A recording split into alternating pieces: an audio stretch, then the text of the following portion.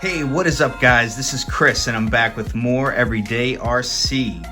And I'm super excited to share with you guys what I recently received from my batteries of choice, Maxamps batteries, is the 4S 6000 milliamp 14.8 volt true 100C battery for the Traxxas Maxx. And I'm really excited about this.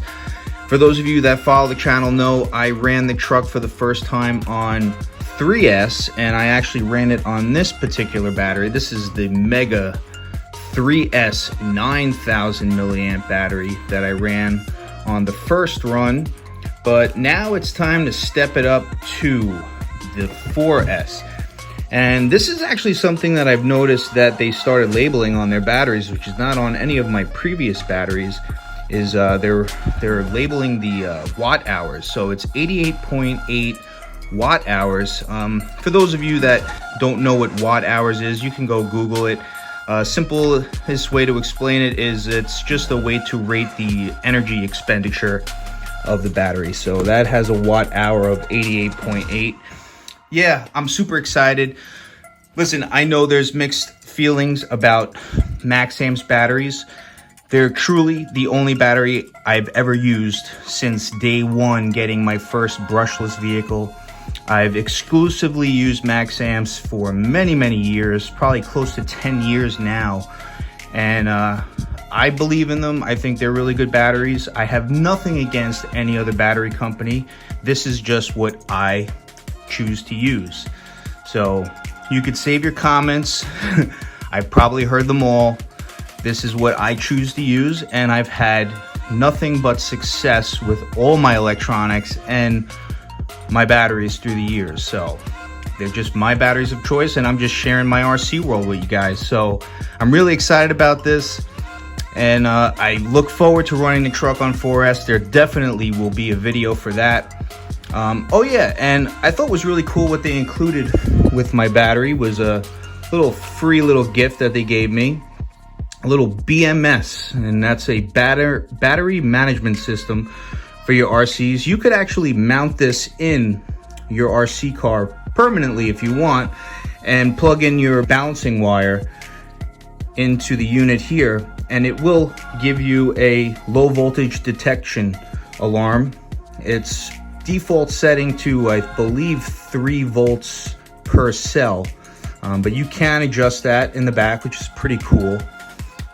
But if you don't want to use it as a low voltage detection system, you can also just plug in your batteries whenever you want. Just check the voltage of each cell. Just a really good way to check your battery. I thought that was really nice of them.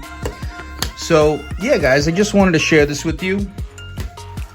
I will show you the battery in the truck because this 9000 3S actually is the perfect size for the battery compartment. The truck does come with a battery spacer right here, which I actually had to remove. It's very easy to remove to fit the 9000, and that fit perfectly. But with this in the truck, it's a little bit too tight for this 6000. So you can see the difference in the heights of the two here. So with the battery spacer being out of the truck, there is a little bit of space there, but nothing that a piece of foam can't fix, so should work good. But I will show you it in the truck, and there's something else I just wanted to share with you that I added to the truck as well. So let me get you off the tripod and I'll show you what I did. Okay, so this is basically what it looks like with the battery in the truck, and as you can see, it looks great in there as always. Maxamps always makes really nice looking packs. Looks pretty sick in there. So as you can see, this is where that battery spacer would go. Actually, it would go this way. Yeah, so it's a little too tight with that, so I had to pull that out. Still got some space in there. Not that much of a gap, but like I said, nothing like a little thin piece of foam can't take care of. That's completely all right with me. So what I did was something that I noticed. Now that you can see, the battery can only go in this orientation because I have my my balancer plug coming out this way. The wires are coming out this way. If I were to flip the battery around, the wires would be coming out here. No good. You don't want that near your tire. Possibility of getting torn. So the battery has to go in this orientation. Balancer plug is going over here.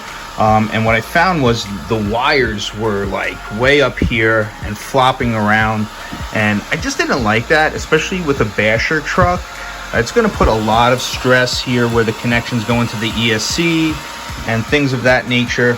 You know, I'm pretty surprised at Traxxas for that, because I'm sure they probably get a lot of customer service calls about ESCs frying and problems with electronics, but I feel that they should definitely take care of holding down some of these wires here.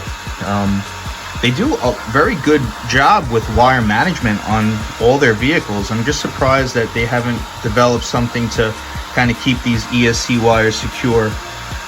So I actually made this right here. There's holes on this chassis brace here, or drive shaft cover, whatever it may be. Don't really know for what. Maybe there's an upgrade. I don't know if it's for a lighting kit or what have you.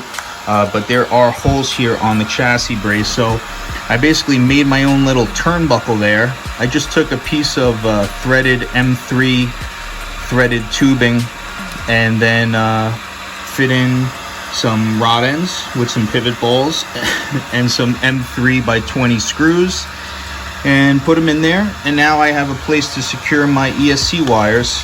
Use some green zip ties and some green heat shrink tubing on there just to kind of match the green theme, whatever, you know. And now it keeps my battery wires and my ESC wires pretty secure. They're gonna flop around right here, which is okay, because at least it's not tugging now on where it connects to the ESC. I think that should be fine. And I could go crazy and secure it more, but I think that'll be good. So that's pretty much it, guys. Just wanted to share with you what's going on in my RC world. Stay tuned for more videos with the Traxxas Maxx. You kind of need two hands to get this body on here. There we go. One-handed productions, baby. One-handed productions. So that's pretty much it for me today, guys. Just wanted to share with you what's going on in my RC world. Stay tuned for a bashing video on 4S with the Traxxas Maxx. And once again, I hope you guys are all making it happen in your RC worlds out there. And for now, this is Chris, the Everyday RC Guy, saying thanks for watching. Peace. Oh yeah, one last thing I wanted to share with you guys if you made it to the end of the video. One thing that I've always done through the years with Traxxas electronics is when you want to shut off the truck, technically shut off the ESC, on Traxxas VXL systems, the way you shut them off is just simply unplug your battery.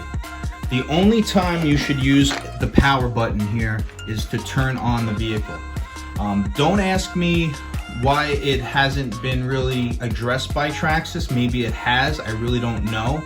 But I remember years ago, a good friend of mine, go check out his YouTube channel. Unfortunately, he doesn't make any more RC videos, but Jet Lag.